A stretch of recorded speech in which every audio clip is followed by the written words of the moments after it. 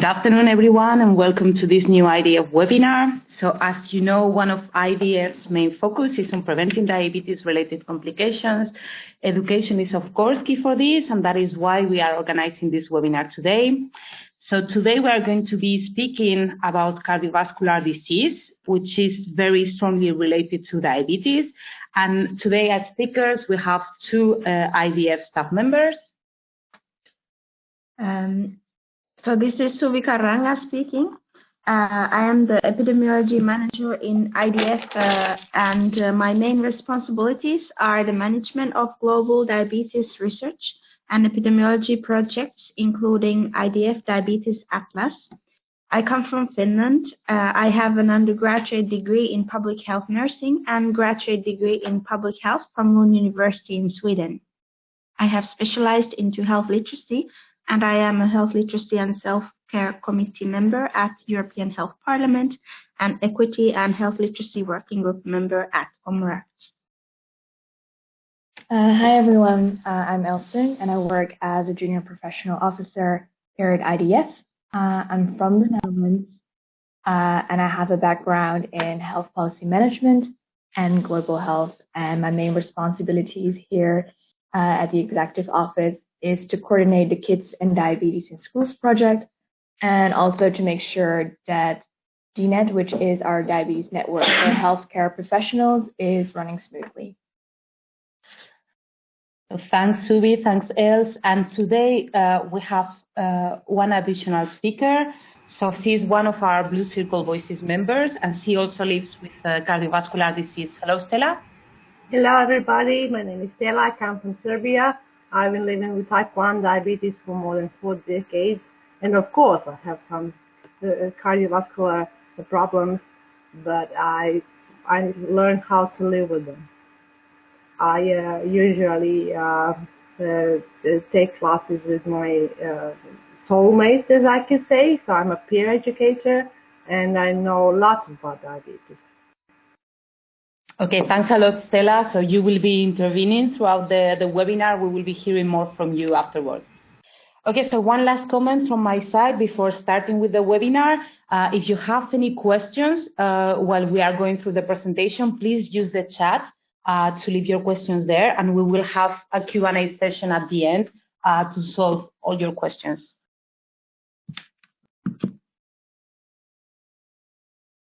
So firstly, some key facts about cardiovascular disease. I'm going to call it CVD from now on.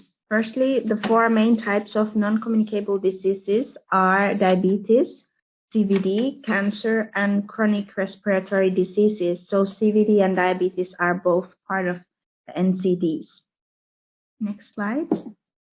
Cardiovascular disease are diseases and injuries of the circulatory system, the brain, the blood vessels of the heart, and the system of blood vessels through the body.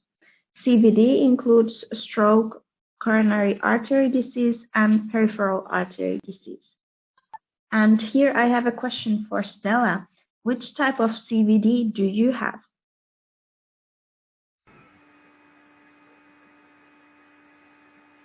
Well, actually, I do have a stroke last year, but we didn't know until I got to the emergency room for some other reason. So they took an MR, and they saw that I have been having a stroke years ago. So I've been living with the stroke, not knowing it. I also have a high blood pressure, and I believe that was one of the causes. Also, peripheral artery disease. My legs are always cold, and I'm having some cramps and things like that. So I'm trying to work really hard, but I never give up. Thank you for sharing. Next slide. Diabetes and CVD are both global epidemics. They are currently among the leading causes of morbidity and mortality worldwide, particularly affecting populations in low and middle income populations. Their negative effects are accelerated by globalization, rapid unplanned urbanization, and increased sedentary lifestyles. An estimated 425 million people worldwide have diabetes, 3/4 of whom live in low and middle income countries. If the current trend continues, it is estimated that by the year of 2045, the number will increase to 629 million, which is 1 out of 10 adults having diabetes. In 2012, it was estimated that over 37.9 million people worldwide died from non-communicable diseases, of which 17.5 million were due to CVD. In 2017, approximately 4 million people were estimated to have died from diabetes, the majority of these as a result of CVD complications. Next slide. People with diabetes are 2 to 3 times more likely to have CVD than people without diabetes, and these events generally occur at an earlier age compared to people without diabetes. High levels of blood glucose can make the blood coagulation system more active, increasing the risk of blood clots. Diabetes is also associated with high blood pressure and cholesterol levels, which lead to increased risk of CVD complications such as angina, coronary artery diseases, myocardial infarction, stroke, peripheral artery disease, and congestive heart failure. CVD has some associated conditions and metabolic risk factors, such as hypertension, diabetes, or obesity. Behavior risk factors are those that can be changed and include smoking, physical inactivity, excessive alcohol consumption, and unhealthy eating habits. Other modifiable risk factors include life course risks such as low birth weight and preterm births, environmental risk factors such as exposure to ambient air pollution and particulate matters, or low socioeconomic status, stressful life, social isolation, anxiety, and depression. On the contrary, non-modifiable risk factors cannot be changed and include age, gender, family history, and ethnicity. And I have another question for Stella. Were you aware of the risk factors and did you have any? I was aware of the risk factors, but when I was younger, I think I didn't take it seriously. Nowadays, I think of them as a very serious condition. So the doctors have told me how to behave. So it was my choice to use their advice or not. I had a family history, on the other hand, and that's something I inherited. So some things I couldn't escape. The high blood pressure was the one that was the cause of every single problem I had later. All right. How did you feel when you were diagnosed?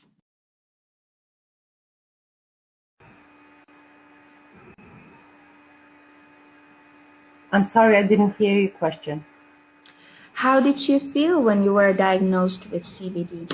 Well, I was sad, of course, because I didn't expect. I was really someone who is committed to his diabetes. I didn't like the thing that doctors are saying, but c'est la vie. All right, thank you for sharing. Next slide. This and the next slide are illustrating especially how the non-modifiable risk factors of age affects the risk of having CVD among people with diabetes. In studies of younger people with type 1 diabetes living in high and middle income countries, up to 16% had a history of CVD, up to 2% had a history of stroke, up to 1% had a history of heart attack, and up to 5 per 1,000 died from CVD each year. Next slide. Here you may observe how the numbers improved drastically among middle-aged people with diabetes, of whom as high as almost 3 times more had a history of CVD, 5 times more had a history of stroke, 14 times more had a history of heart attack, and 5 times more died from CVD each year. Next slide. In order to reduce premature mortality from NCDs, an integrated action plan is needed in each country to strengthen health systems and implement cost-effective interventions.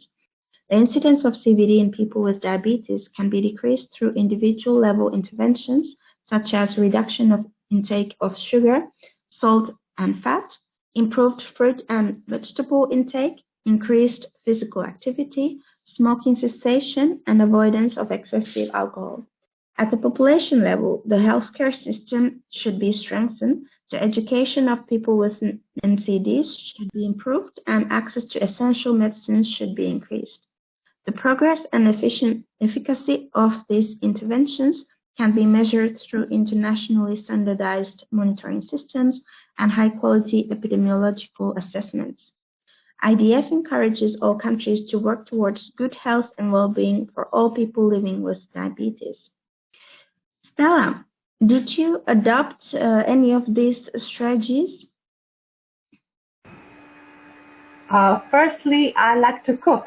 Therefore, it is good for me, so I can adopt healthy food as a part of healthy living. I like to walk, and I walk a lot. I like to ride a bicycle, and that is something that is really helping me in a matter of good blood glucose or in the matter of good blood pressure. What I was struggling is the smoking cessation, and I'm still trying to decrease it for good. All right, thanks for sharing. Sounds good. Next slide. IDF believes that it is extremely important to increase awareness and education of CVD in diabetes. For this reason, we have been developing several materials and activities in the following four main areas. Firstly, monitoring CVD and risk factor trends. Secondly, educating health professionals. Thirdly, empowering patients and people affected by CVD. And fourthly, raising awareness and advocating for CVD. This webinar is part of Pillar 3, as it is aimed at increasing your knowledge on this important topic. The two projects we are going to present next are Taking Diabetes to Heart and the CVD Advocacy Toolkit. I'm going to start by the Taking Diabetes to Heart. It is a global survey on CVD risk awareness and knowledge among people with diabetes. It was designed to examine levels of knowledge and awareness of CVD and related risk factors in people with type 2 diabetes through an online questionnaire. The questionnaire was made up of 17 questions divided into the following sections: demographics, CVD risk knowledge, CVD risk awareness, education on CVD by health professionals, and CVD information sources. The data collection was conducted between September 2017 and May 2018, and anyone with type 2 diabetes and above 18 years was eligible to take part. The report will be launched on Monday next week, actually, and you may find it with other information about the project by following the link on this slide. Next slide. These slides are to give some demographic information about the respondents. The gender division was almost equal. A large proportion had undertaken tertiary level education, which is bachelor's, master's, or PhD, while majority of participants had participated in lower levels of education, namely primary and secondary education. The majority of the participants were aged 40 years and older. Of the remainder, only 1% were aged below 20. A majority of the participants reported that they had been living with diabetes for more than 6 years. Just under half had had the condition for over 9 years. Fewer than 1 in 5 had been living with diabetes for 3 to 6 years, and a similar proportion had had diabetes for fewer than 3 years. Next slide. Majority came from high-income countries, followed by middle-income countries, with slightly stronger representation from lower middle-income countries. Hardly anyone came from low-income countries, so this is one of the limitations of this study. The majority of the participants in this study were from IDF's Europe region, followed by the Western Pacific region. The lowest number of participants came from Africa, followed by North America and Caribbean, and Middle East and North Africa. Next slide. The key findings of this survey were that 1 in 10 did not know what CVD is and its associated risk factors. Over 9 in 10 had 1 or more CVD risk factors. 1 in 4 participants considered themselves to be at no or low risk for CVD. 1 in 5 people with type 2 diabetes had experienced a CVD event, including heart attacks, heart failure, brain hemorrhage, or stroke. 1 in 4 participants with type 2 diabetes had never discussed or could not remember having discussed their CVD risk with a health professional. Only 1 in 4 had discussed their CVD risk with a health professional at the time of their type 2 diagnosis. 2 in 5 considered that type 2 diabetes would not increase their CVD risk as long as they took medication. 3 in 4 relied on CVD information from a health professional, yet 1 in 6 were unsatisfied or very unsatisfied with this information. 2 in 3 felt they needed more information on the signs and symptoms of CVD. 1 in 2 felt they needed more information about CVD risk factors. 2 in 3 felt they needed more information on the self-management of diabetes. And 2 in 3 reported that they needed advice on how to reduce CVD through diet and exercise. Stella, are any of these key findings particularly interesting or surprising for you? Actually, no, because it is something that is worldwide. Diabetes or high blood pressure do not ache. They don't give you any pain.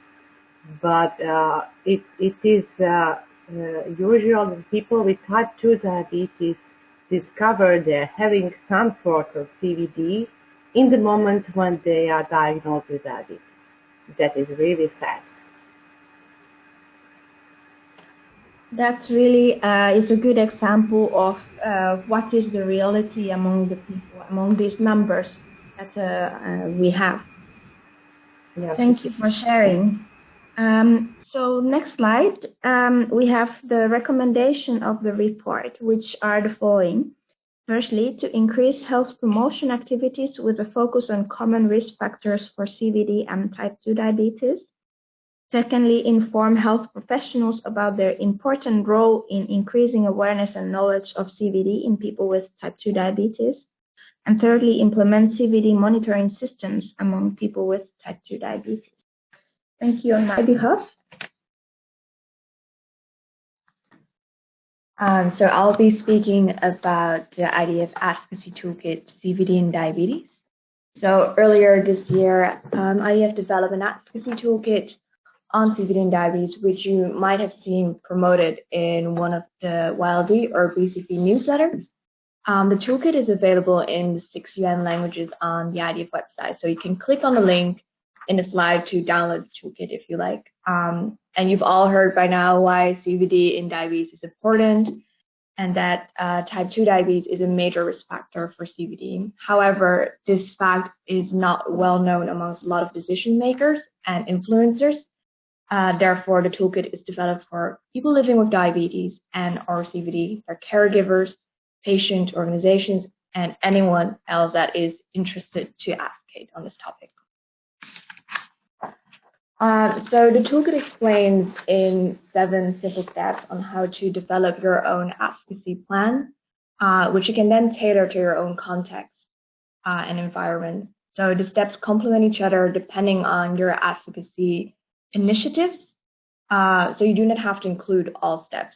So before the toolkit jumps into the 7 steps, you can find an elevator pitch, key messages, a fact sheet, and recommended solutions in the first few pages.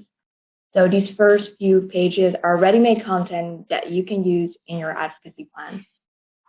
The elevator pitch, for example, is an excellent tool if you are at a networking event or a business drink and you only get to speak to an important policymaker for 30 seconds.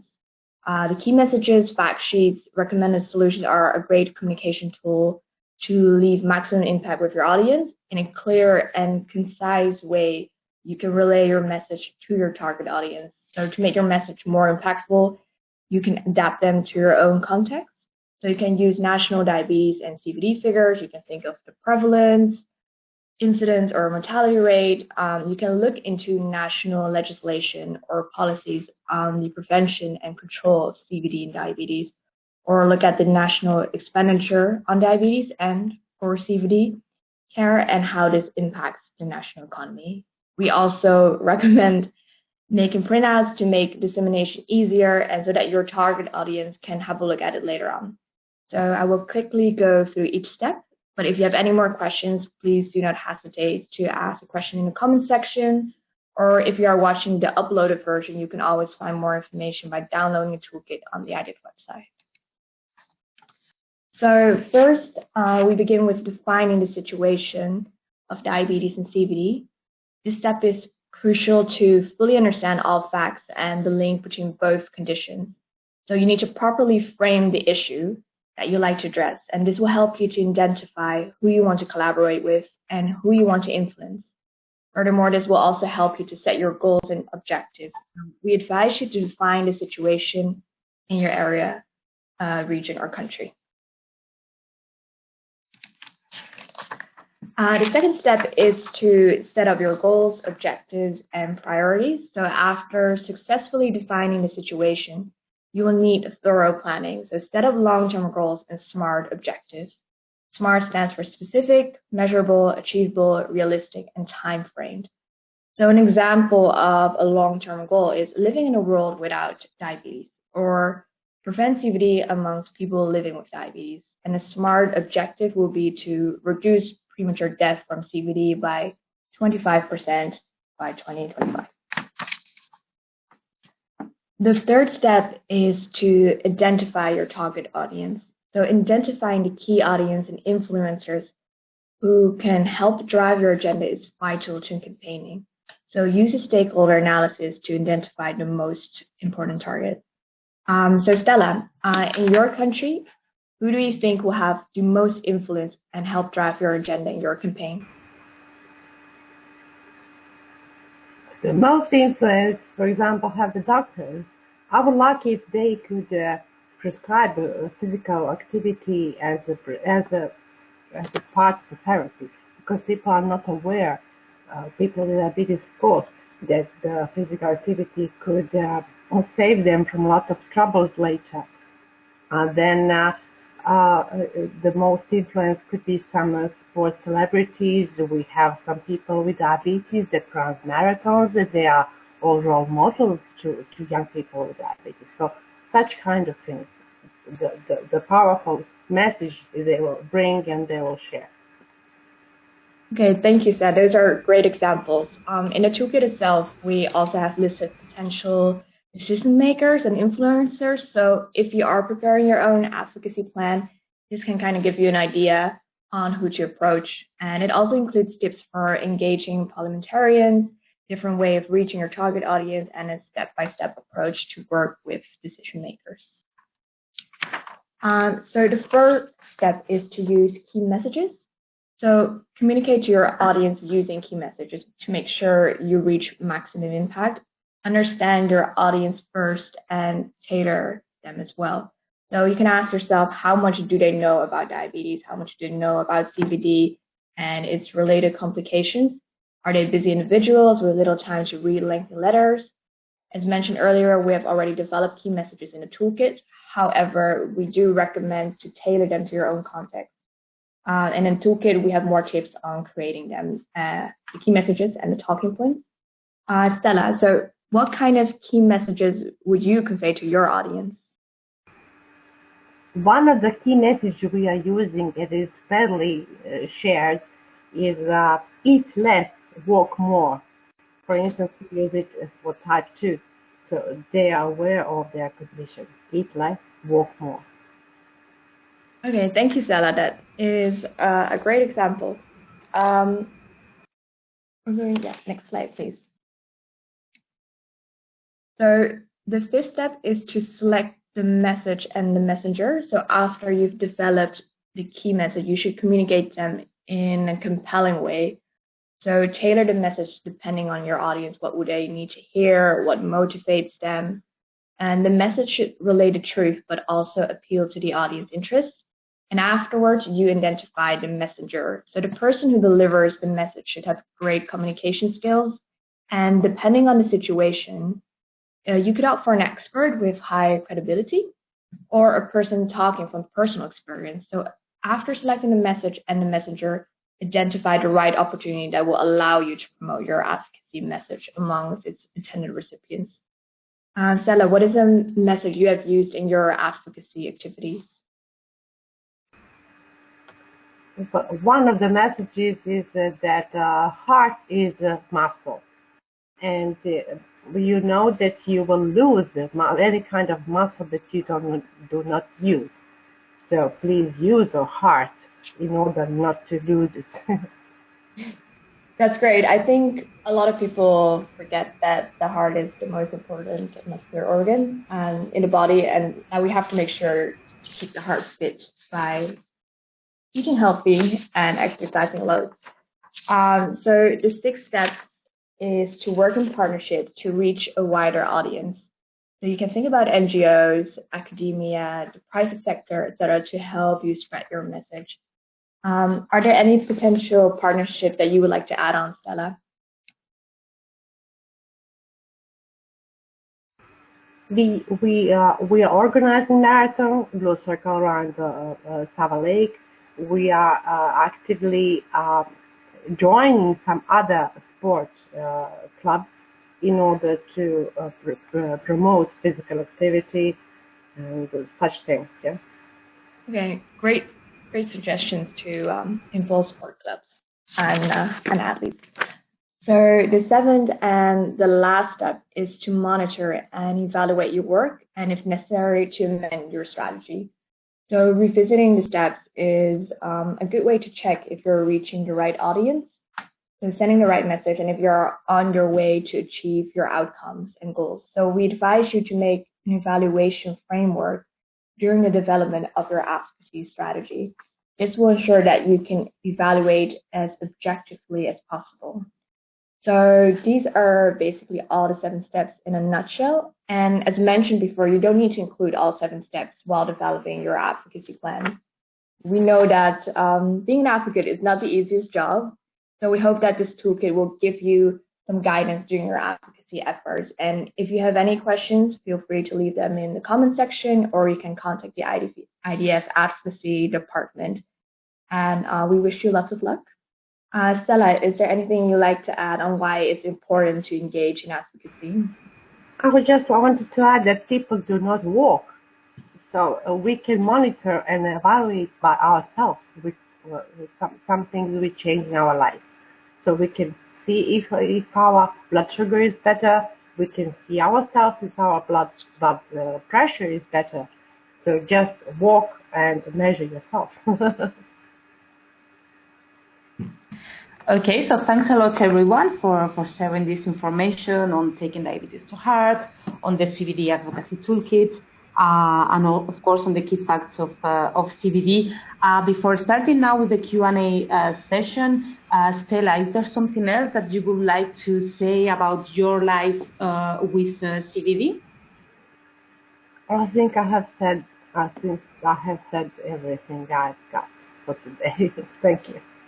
Perfect, thanks, Stella.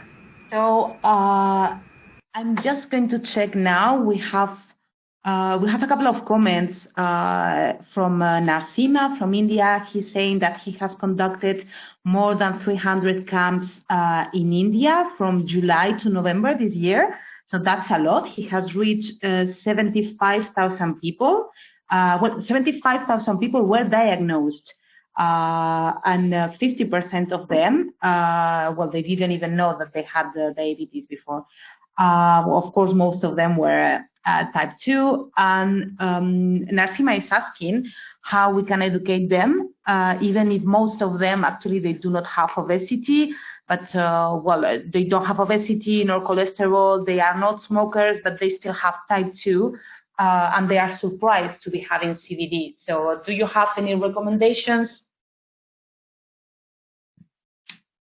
Stella, what do you think about that? You have some experience with the Diabetes Association in your country. Have you been in this situation before of people that are surprised to have CVD because normally they don't have many of the risk factors?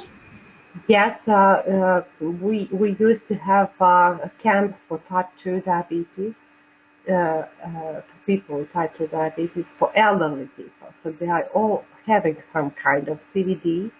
and we were measuring blood pressure and blood sugar before the long walk and after.